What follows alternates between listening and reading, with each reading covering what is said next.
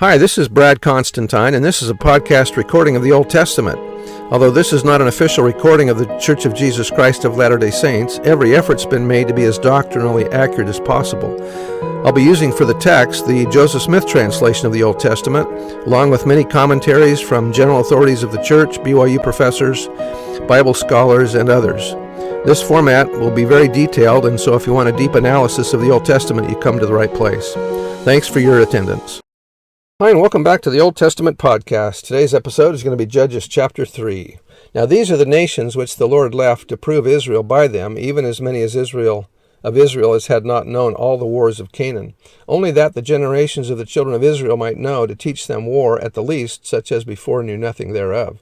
Namely, 5 lords of the Philistines, and all the Canaanites, and the Sidonians, and the Hivites that dwelt in Mount Lebanon, from Mount Baal Hermon unto the entering in of Hamath, and they were to prove Israel by them, to know whether they would hearken unto the commandments of the Lord, which he commanded their fathers by the hand of Moses. And the children of Israel dwelt among the Canaanites, Hittites, and Amorites, and Perizzites, and Hivites, and Jebusites. And they took their daughters to be their wives, and gave their daughters to their sons, and served their gods.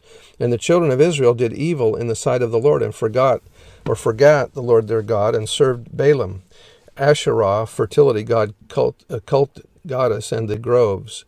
Therefore the anger of the Lord was hot against Israel, and he sold them into the hand of the Cushan Rishathaim, king of Mesopotamia.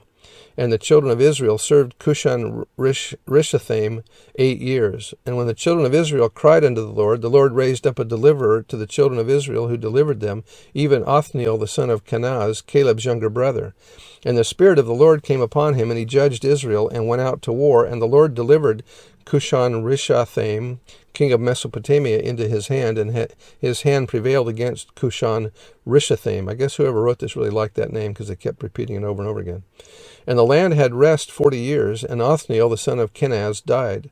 And the children of Israel did evil again in the sight of the Lord, and the Lord strengthened Eglon the king of Moab against Israel, because they had done evil in the sight of the Lord. And he gathered unto him the children of Ammon and Amalek, and went and smote Israel, and possessed the city of palm trees.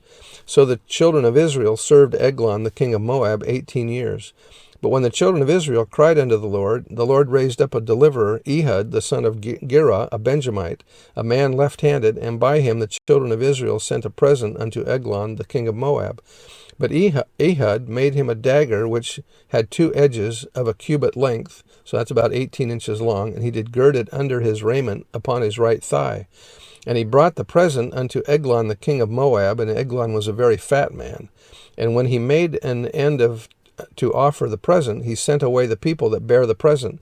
But he himself turned again from the quarries that were in Gilgal, and said, I have a secret errand, or message unto thee, O king, who said, Keep silence.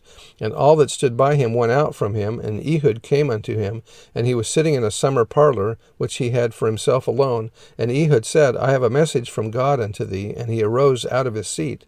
And Ehud put forth his left hand, and took the dagger from his right thigh, and thrust it into his belly, and the halt or handle also went in after the blade, and the fat closed upon the blade, so that he could not draw the dagger out of his belly, and the dirt came out. Then Ehud went forth through the porch, and shut the doors of the parlor, or the upper or roof chamber, upon him, and locked them. When he was gone out, his servants came, and when they saw that, behold, the doors of the parlor were locked, they said, Surely he covereth his feet in his summer chamber.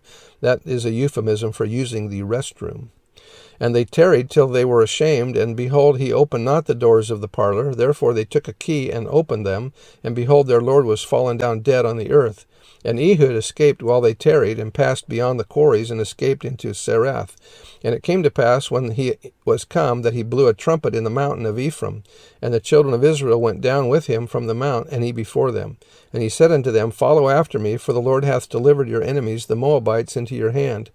And they went down after him, and took the fords of Jordan toward Moab, and suffered not a man to pass over. And they slew of Moab at that time about 10,000 men, all lusty, Hebrew for fat or hardy, and all men of valor, and they escaped not a man. So Moab was subdued that day under the hand of Israel, and the land had rest 80 or 80 years. And after him Shamgar, the son of Anath, which slew of the Philistines 600 men with an ox goad, and he also delivered Israel. And so that's the end of chapter 3. Come back tomorrow, and we'll see what happens next.